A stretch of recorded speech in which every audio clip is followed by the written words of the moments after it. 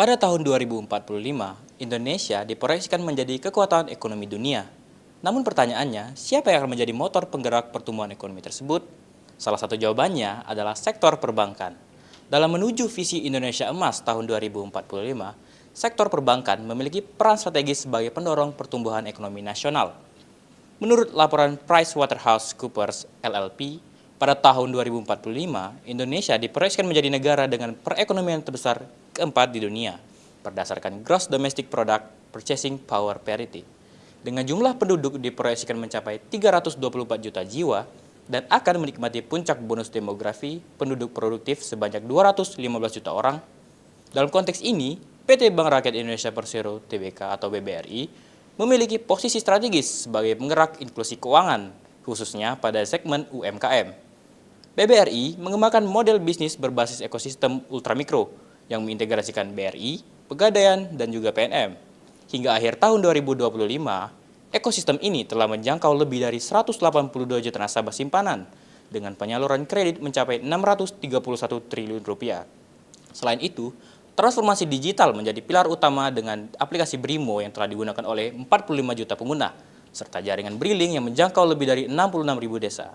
Dari sisi lain industri, perbankan Indonesia menghadapi persaingan yang tinggi, baik dari bank besar seperti BBCA, BMRI, dan juga BBNI, maupun dari fintech serta bank digital. Namun demikian, BBRI memiliki keunggulan kompetitif pada segmen mikro yang didukung oleh jaringan distribusi yang luas, basis nasabah yang besar, serta kemampuan menghimpun dana murah atau KASA. Secara fundamental, kinerja keuangan BBRI menunjukkan pertumbuhan yang konsisten selama 5 tahun terakhir. Dari sisi profitabilitas, ROE berada pada kisaran 17 hingga 19%. Sementara, NPM mencapai puncaknya di 33,59% pada tahun 2024, sebelum mengalami normalisasi menjadi 30,18% pada tahun 2025.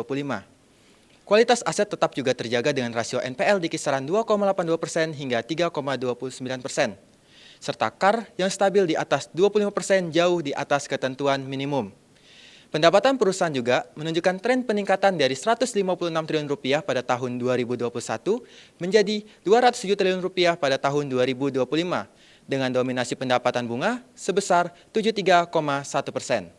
Dalam metode valuasi absolut digunakan metode dividen diskon model dengan asumsi risk free sebesar 6,58%, risk market 6,69% dan beta di angka 0,36 yang mengindikasikan sifat defensif dari BBRI. Sehingga menghasilkan nilai dari cost of equity sebesar 8,99% dengan nilai rata-rata ROE di angka 16% dan DPR 86%, maka nilai pertumbuhan dividen sebesar 2,29%. Hasil perhitungan menunjukkan nilai intrinsik saham sebesar Rp4.463 per lembar saham, dibandingkan dengan harga penutupan market di angka Rp3.160 pada tanggal 23 April 2026, mendapatkan potensi kenaikan sebesar 41,24% secara absolut.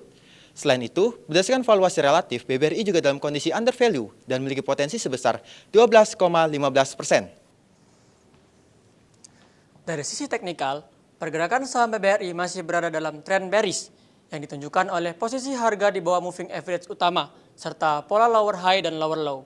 Namun demikian, indikator momentum seperti Relative Strength Index menunjukkan kondisi mendekati area oversold yang buka potensi rebound dalam jangka pendek, terutama pada area demand di kisaran Rp2.700 hingga Rp3.100. Dari sisi risiko, terdapat beberapa faktor utama yang perlu diperhatikan.